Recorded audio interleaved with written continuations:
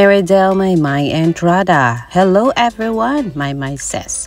I will be sharing the different chapters na pinagdaanan ko sa aking journey patungo sa music. I'm hoping this will be a way po for everyone to get to know this side of me a little better. Watch the first chapter tomorrow, February 9 at 7 p.m. on my YouTube channel. Subscribe and stay tuned. Yan po ang panawagan ni Mama Entrada dahil ipapakilala niya ang kanyang true self through this journey of her music. So, umpisahan niya na po bukas ang first chapter para kilalanin pa natin siya more through her YouTube channel, Maymay Entrada. Sinasabi ko nga kay Maymay Entrada, good choice ang ginawa niya since konti lang ng acting ang binigay sa kanya ng kanyang kapamilya channel. Maganda na mag-concentrate din siya at the same time sa kanyang YouTube channel. At least, masubaybayan ng mga taga-further niya ang lahat ng ginagawa niya through her YouTube. Sabi ni Gianna Gray, shout out! Yay, can't wait for this. Excited kami. Go Maymay, use your channel at palabuin mo yung subscribers like other artists.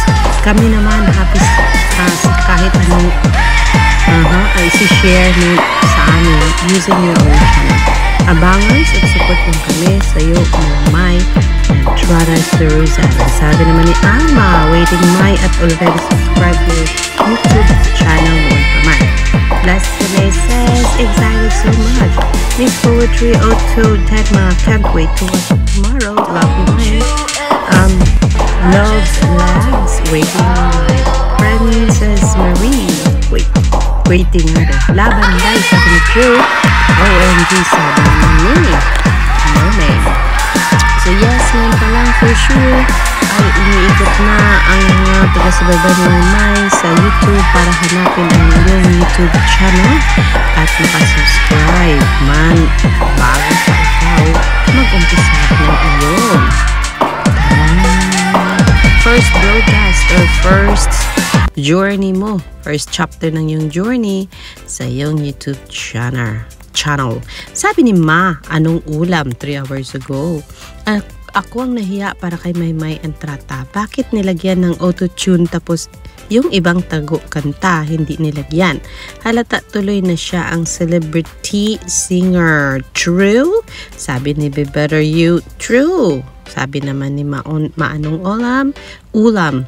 Kaloka. Chin Dilon is saying, yun nga din pansin ko kanina may ang OA ng auto-tune kanina ni Maymay Entrada 07. Nahulaan tuloy agad ni Vice Ganda ko.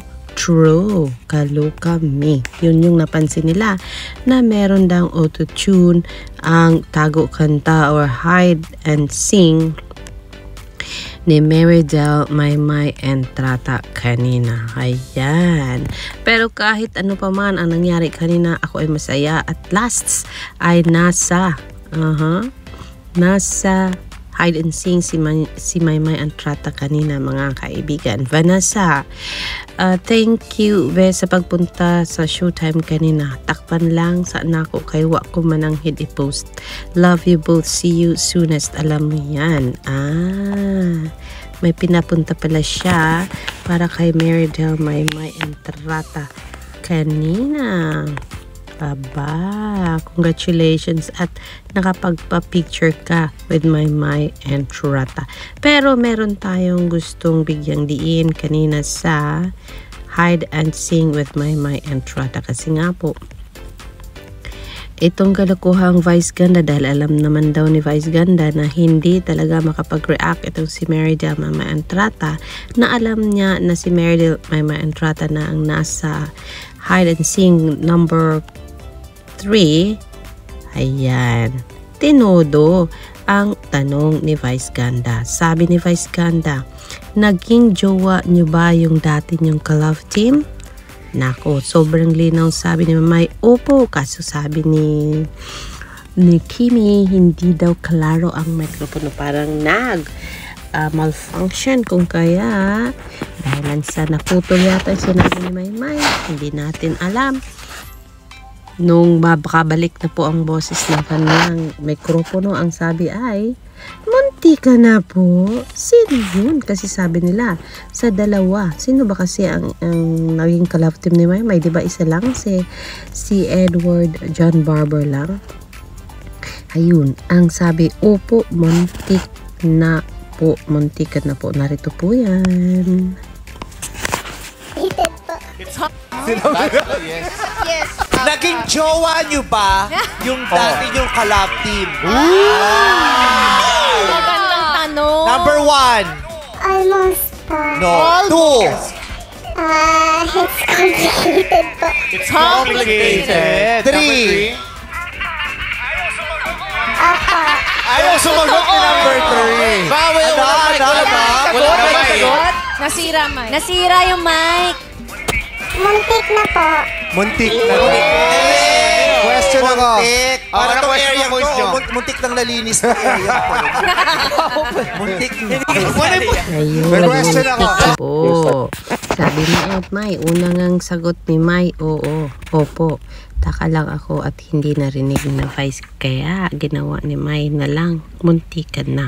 Panahon pa ng COVID ang issue na yan at mukhang nasama sa COVID ang utak nung puno ng virus. Haha. Nako naman. Naramdaman ko yung nervyos ni Marydel, sabi ni Darnica. Oops, sana yun. Basta yung unang sagot, consider ko charot. Yung upo ang gusto niyang i-consider doon. Yes, Mayward, matagal na namin alam. Opo naman talaga sagot mo. Kinabahan ka pa. Ikaw talaga, May. Ganun. Buti pa siya.